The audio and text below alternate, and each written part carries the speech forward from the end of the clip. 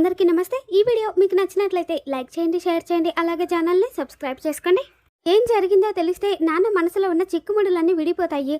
అప్పుడు నాన్న మా పెళ్ళిని ఆనందంగా యాక్సెప్ట్ చేస్తారు అని చెప్పేసి భూమి అపూర్వతో అంటుంది। తర్వాతేమో అమ్మాయి శోభాచంద్రన్ చంపింది నువ్వే అని చెప్పి ఆ భూమి అందరి ముందు నిరూపిస్తే నువ్వేం చేస్తావు అని చెప్పేసి గోరింటాకు పిన్ని అంటుంటే ఇక అపూర్వ కోపంగా చూడడంతో నన్ను కోపంగా చూడడం కాదమ్మాయి, జరగబోయేది కొంచెం ఆలోచించు। భూమి నిజాన్ని నిరూపించినా లేదా అల్లుడు గారు కోమాలో నుండి బయటికి వచ్చినా నీ ప్రాణం గాల్లో రివ్వున ఎగిరిపోదు అని చెప్పేసి గోరింటాకు పిన్ని అనగానే కరెక్ట్గానే చెప్పావు పిన్ని, భూమి నిజాన్ని నిరూపించిన బావ కోమాలో నుండి బయటికి వచ్చిన నా ప్రాణానికి ప్రమాదం। ఈ రెండు జరగకుండా ఉండాలి అంటే భూమి నిజాన్ని మీరాకి చెప్పేలోపు ఈ ఆస్తి మొత్తాన్ని కూడా నా పేరు మీద రాయించుకోవాలి। అప్పుడు బావ కోమాలో నుండి బయటికి వచ్చినా సరే నన్నేమీ చెయ్యలేడు అని చెప్పేసి అపూర్వ చెప్పగానే అందుకేనా రాత్రికి రాత్రి డాక్యుమెంట్స్ రెడీ చేయించావు అని చెప్పేసి గోరింటాకు పిన్ని అంటుంది।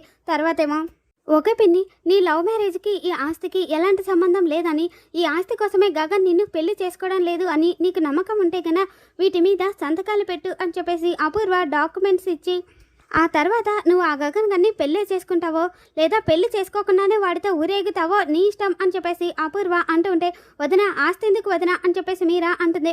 మరేం చేయను మీరా, ఈ ఇంటి పరువు కాపాడాల్సిన బాధ్యత ఎవరికి లేకపోయినా సరే నా మీద ఉంది కదా, సంతకం పెట్టు భూమి అని చెప్పేసి అపూర్వ అంటుంది। దీన్ని అవకాశవాదం అంటారు పిన్ని గారు। గగన్ గారికి ఈ ఆస్తి మీద ఆశ లేదు అని నిరూపించుకోవడానికి నేను ఆస్తిని వదులుకోమంటున్నారు అంతే కదా, వదిలేసుకుంటే హాయిగా మీరు ఈ ఆస్తినంతా అనుభవిస్తూ మా అత్తయ్య ఫ్యామిలీనే కాదు చివరికి మా నాన్న కూడా పట్టించుకోరు, అది నాకు బాగా తెలుసు అని చెప్పేసి భూమి చెప్పగానే భూమి ఏం మాట్లాడుతున్నావు అని చెప్పేసి అపూర్వ అంటుంది। నిజమే మాట్లాడుతున్నాను, మీరేంటో మీ మనస్తత్వం ఏంటో నాకు బాగా తెలుసు। ఈ ఆస్తి వదులుకున్నాక నాన్నని అత్తయ్యని అత్తయ్య ఫ్యామిలీని చూసుకోవడం నాకు గగన్ గారికి పెద్ద విషయం ఏం కాదు, అయినా సరే వదులుకోను। ఎందుకు అంటే మా అమ్మ చనిపోయినా కూడా తన కన్న కళలన్నీ బ్రతికే ఉన్నాయి, ఆ కళలన్నీ ఆశయాల్ని నెరవేర్చాలి అంటే నాకు ఈ ఆస్తి కావాలి అని చెప్పి భూమి తెగేసి చెప్పగానే నేనేదో ఈ ఆస్తి మొత్తం లాగేసుకొని అందరినీ ఇంట్లో నుండి బయటికి గెంటేస్తున్నట్టు అబాండాలు వేస్తున్నావేంటి భూమి, చెవులు రెక్కించుకొని విను। ఈ ఆస్తికి నీకు ఎలాంటి సంబంధం లేదు అనుకుంటేనే నువ్వు అనుకున్నట్టుగా ఆ గగన్ గాడితో నీకు పెళ్లి జరుగుతుంది, లేదు అంటే జరగదు, జరగనివ్వను అని చెప్పి అపూర్వ అనగానే అది కూడా చూద్దాం అని చెప్పేసి భూమి అంటుంది। చూడడమే కాదు గుండెలు అవిసేలా ఏడవడానికి కూడా సిద్ధంగా ఉండు అని చెప్పి అపూర్వ అంటుంది। తర్వాత ఏమో ఏసీపీ నైని సీనుని తీసుకొని రమ్మంటుంది।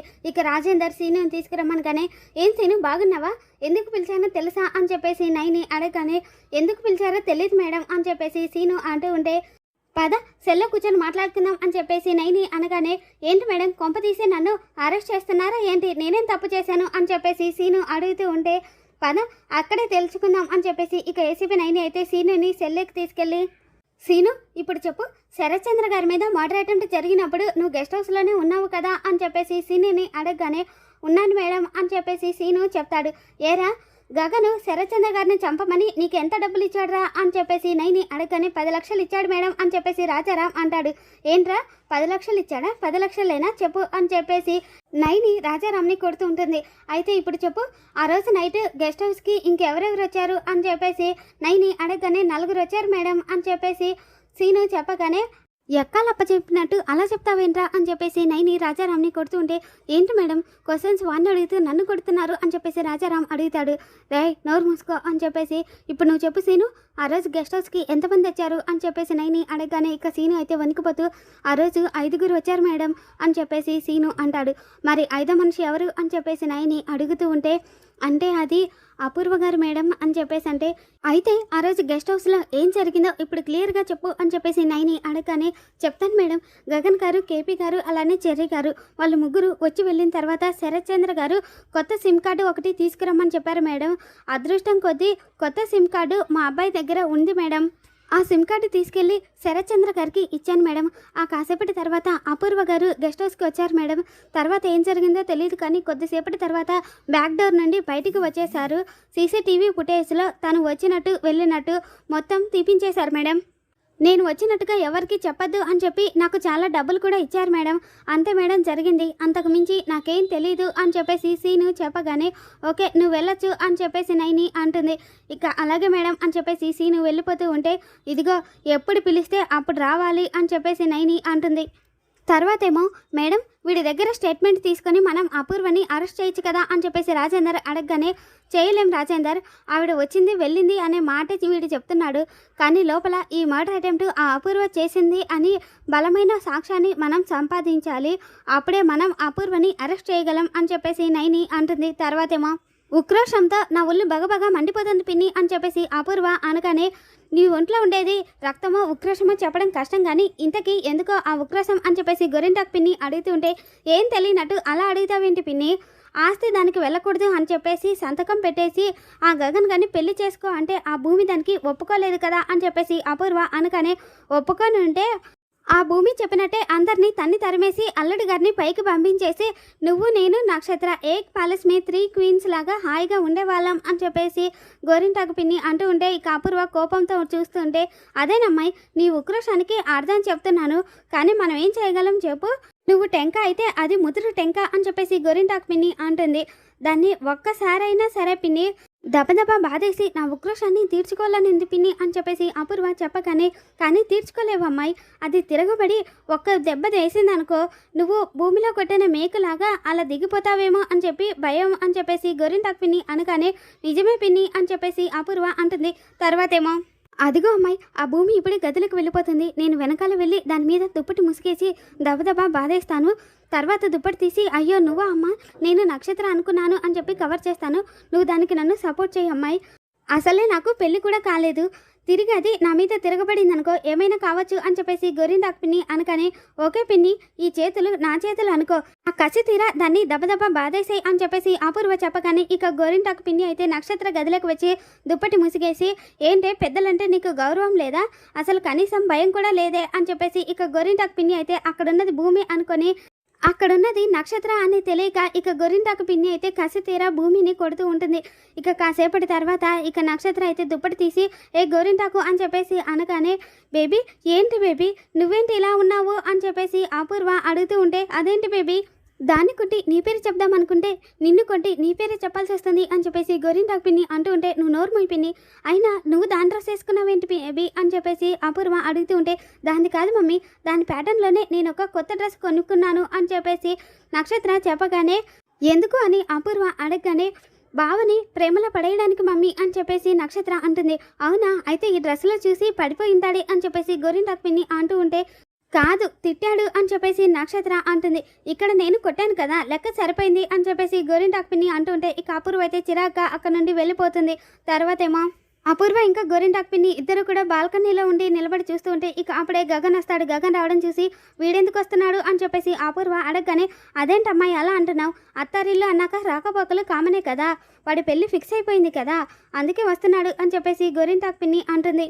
ఆస్తి మన చేతికి రాకుండా వాళ్ళ పెళ్లి జరిగేదే లేదని మనం కూడా ఫిక్స్ అయిపోయాం కదా, ఈరోజు తాడేపేడే తెలుసుకున్నాం పదా అని చెప్పేసి అపూర్వ అంటూ ఉంటే వెనకటికి మన కష్టాలు మనమే తెచ్చుకున్నట్టు అని ఒక సామెత ఉంది, అలా ఉంది మన పరిస్థితి అని చెప్పేసి గోరింటాకు పిన్ని అంటూ ఉంటుంది.